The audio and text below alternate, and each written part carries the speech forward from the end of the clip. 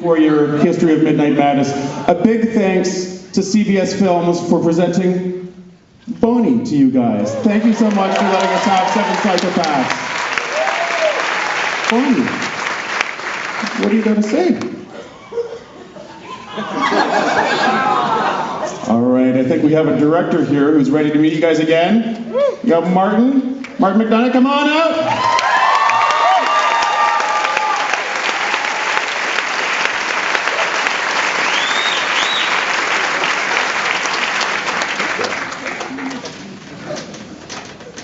Thanks, guys. Thanks for everything.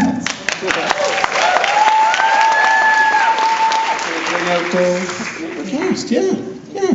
Come on out, everyone. Let's just have a, come on, let's see. Open the door, let's see who we got first. It's gonna be a surprise who's gonna walk out first. We have, come on out, don't be shy. Hey, come on. Come on.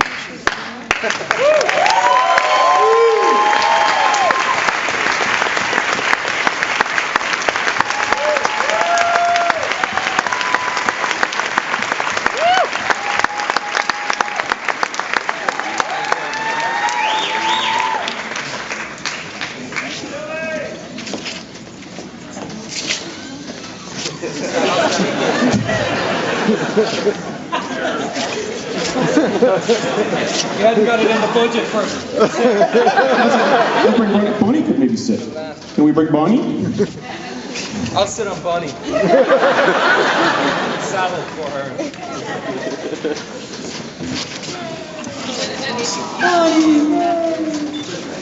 All right, well, first off, I want to ask you, where did this come from? Did you start writing 7 Psychopaths? I mean, how did you, and in the end, you did successfully make the film about love and peace.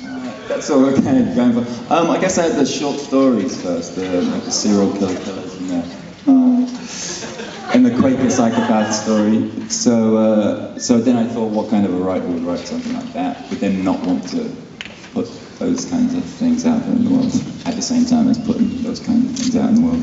And then the idea of someone trying to write something about love and peace and not being quite able to because of his crazy friend. I think it all kind of snowballed from there. So if any of you missed it, it's actually about love and peace.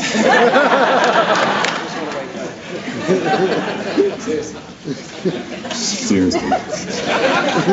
And when you were writing it, did you have a cast in mind? No. I'm not going to be the only one to.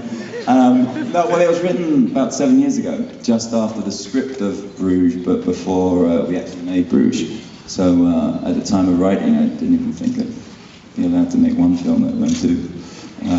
So no. But I got to, but strangely enough, I think I knew most of the cast a good bit before we made it. Obviously, I knew Colin. But Chris and Sam and I did a play in New York a couple of years ago, and Woody I've known for a few years too. And the ladies, we met in Oklahoma. I met Abby in London a couple of years ago too. So it's a perfect cast to do something crazy like this, I think.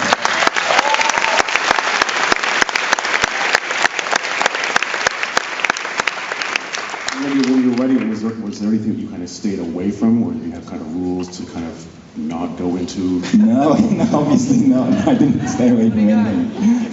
But it was an attempt to strike some kind of balance between pure darkness and an attempt at something more decent. And it was hard to find the balance between the two, just as it was for Marty, I guess, in the film.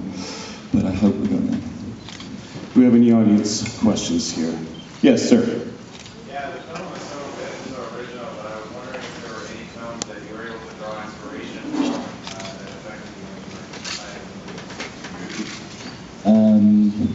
Yeah, any films that I drew inspiration from. I love The Night of the Hunter, and it's probably almost too much of a reference in this, but that's one of the best psychos ever, I think, Mitchum.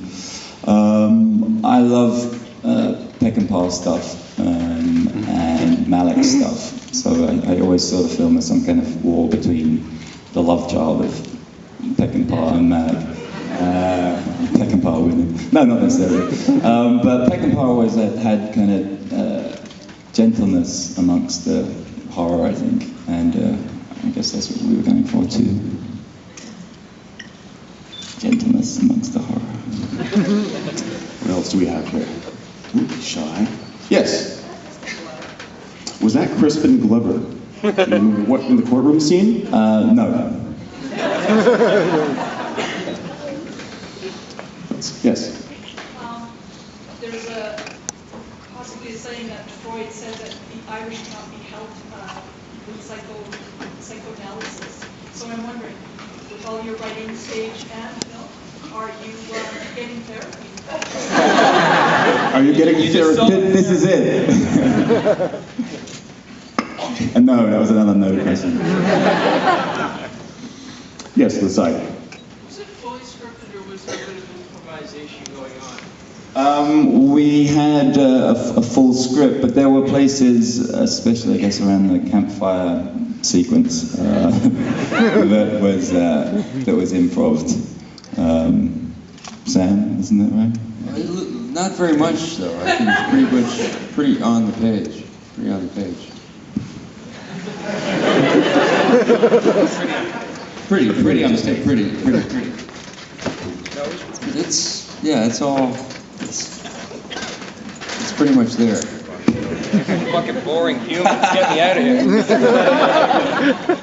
You're right. Yes. Sam, amazing performance in this movie. Is there, what did you use as an inspiration for the role, or did you just let loose and just go crazy? Just let loose and went crazy.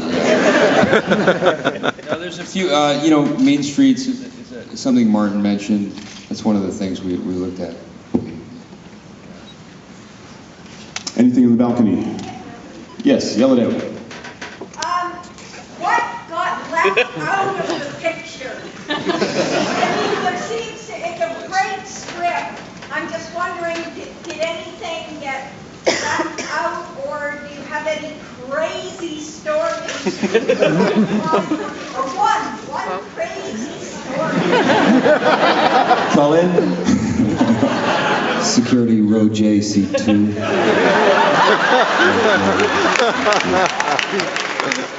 I'm only messing, darling. I went to theatre school for 2 years and I wish I could throw my voice like that. Mighty impressive.